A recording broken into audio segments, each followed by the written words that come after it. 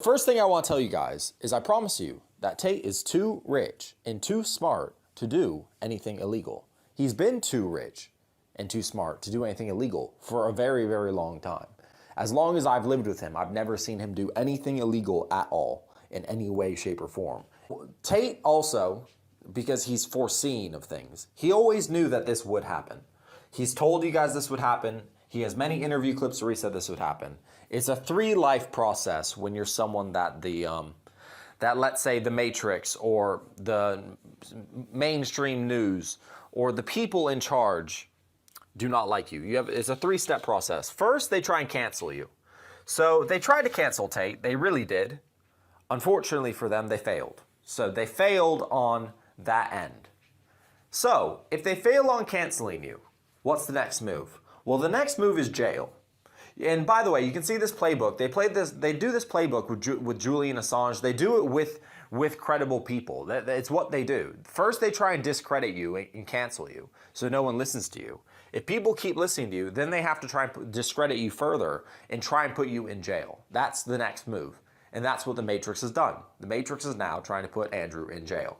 It's completely bogus charges, but unfortunately, Romania is, you guys can look this up, is known for corruption, and unfortunately, corruption also works to where if the mainstream and the Matrix wants you, they can find a corrupt judge to sign a bullshit paper to get your house raided.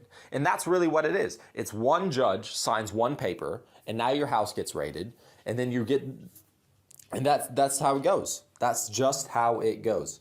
So, obviously that's all in the news now, because that's what it takes to discredit, right? Just the house raid alone is massively discrediting. Julian Assange, right? I don't know if you guys know who that is.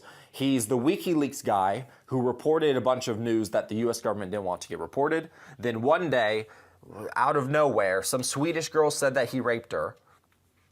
And there's no evidence at all that that happened ever. And I'm pretty sure the charges were dropped and it never even went to court.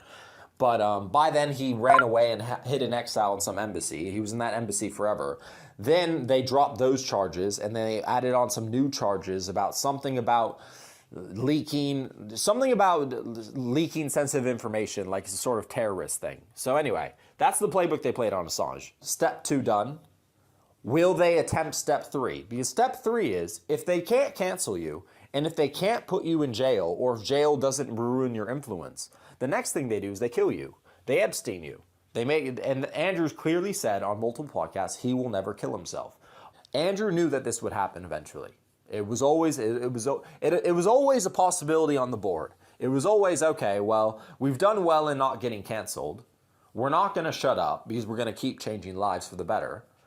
And okay, so that means step 2 is jail. And Andrew expressed in many podcasts that he knew that that was the case, and that's why he was worried. And obviously he was worried for a good reason, as we can see now. Because frankly, I'm extremely, extremely surprised this happened. I've been living with the guy forever, and I can tell you guys, it's not true in any way, shape, or form. It's complete, just literal nonsense. I actually can't believe it. It makes me really not trust the justice system at all in any way, shape, or form.